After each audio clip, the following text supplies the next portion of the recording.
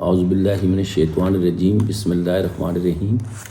پاک بھارت جنگ 2025 ایک تاریخ ساز جنگ ہے، اور یہ اس دہانے پر دنیا کے اس موڑ پر لڑی گئی ہے جس میں اس وقت کوئی عالمی طاقت کے نام سے طاقتور ریاست نہیں ہے۔ اگر ہم لوٹ کے دیکھیں تو پاکستان کا بننا برطانوی عالمی طاقت کی شکست تھی، جیسے کہ مسٹر ایٹلی نے کہا کہ میں پاکستان بنانا نہیں چاہتا تھا مگر مجبوراً بنانا پڑا۔ وہ مجبوریاں کیا تھیں اس کو بعد میں ڈسکس کریں گے، مگر ان کی کوشش رہی کہ اس کو ختم کر جلد از جلد ختم کیا جائے، جس کے لیے وہ آج بھی کوشاں ہیں۔ دوسری طاقت روس تھی، یعنی پہلی شکست عالمی طاقت کو پاکستان نے دی، دوسری طاقت روس تھی، وہ بھی پاکستان نے شکست دی۔ گو اپنے بھی اور کچھ غیر تو ہیں ہی، انہوں نے میڈیا کے ذریعے اس کا سہرا بھی امریکہ کے سر باندھ دیا۔ اگر امریکہ ہی کا سب کچھ لڑ رہا تھا تو وہ خود آ کے کامیاب ہو جاتا۔ یہ وہ آبیاری تھی جہاد کی، اور وہ روح زندہ کی بیدار یعنی احیاء تھا جو شہید صدر جنرل محمد ضیاء الحق نے کیا، اور اس پاک فوج کو کا ماٹو بنایا تقوی جہاد فی سبیل اللہ، ایمان تقوی جہاد فی سبیل اللہ۔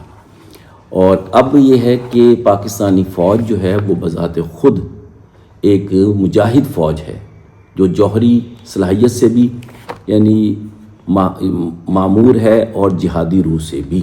میں یہاں پر یہ بات کہنا چاہ رہا تھا کہ علامہ اقبال نے 1907 میں ایک بات کہی تھی، جو ایک غزل میں جو ان کی نظم تھی، جس میں انہوں نے کہا کہ نکل کے صحرا سے جس نے روما کی سلطنت کو الٹ دیا تھا۔ اسی طرح انہوں نے کہا کہ دیار مغرب کے رہنے والوں، تین باتیں اس میں کہیں کہ مغرب کی دنیا، مغرب کا ڈکلائن آف ویسٹ جو ہے is due to atheistic materialism, یعنی ملحدانہ مادہ پرستی، اور دوسرا یہ کہ اسلام کا احیاء قریب ہے اور میں اس میں رول ادا کروں گا، اور حقیقت بھی یہی ہے کہ علامہ اقبال نے اس کو بخوبی رول ادا کیا۔ اگر ہم دیکھیں کہ حضرت علامہ کے اشعار جو ہیں وہ ایک جگہ فرماتے ہیں، خضر وقت از خلوت دشت حجاز آیت برون، کارواں زیں وادی دور و دراز آیت برون۔ اس سے بھی بڑھ کر جو بات کی، بمشتاقاں حدیث خواجہ بدر و حنین آور، تصرف آئے پنہانش بچشمم آشکار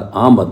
بدر و حنین کے غزوات کے امیر نبی محترم صلی اللہ علیہ وسلم کے عشاق کو آپ کے بارے میں یہ پیغام پہنچا دو کہ میری آنکھ نے امت مسلمہ کی احوال کی بہتری کے لیے آپ کے پوشیدہ کمالات اور تصرف اس ریجن میں دیکھا ہے۔ یہ وہ روحانی آنکھ ہے جو سب کچھ دکھاتی ہے۔ حضرت علامہ کی جو کلیات اقبال ہے، اس کا آخری شعر نظم جو ہے غزل حضرت انسان، اس میں حضرت علامہ نے انسانی صلاحیتوں کے حوالے سے ایک بڑی دلچسپ بات کی ہے۔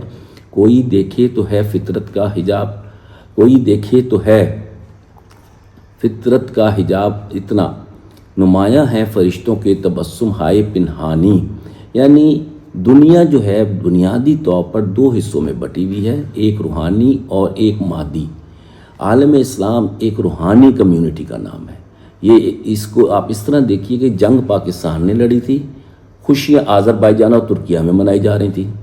جہاں جہاں مسلمان پایا جا رہا تھا وہ جشن منایا انہوں نے خوشی کا، اور جنگ کے بارے میں سب سے زیادہ آگاہی کے لیے جو کوشش ہوتی تھی وہ غزہ کے مسلمانوں کی تھی، جو مجھے بعض احباب نے بتایا جو ان سے ریلیٹڈ تھے۔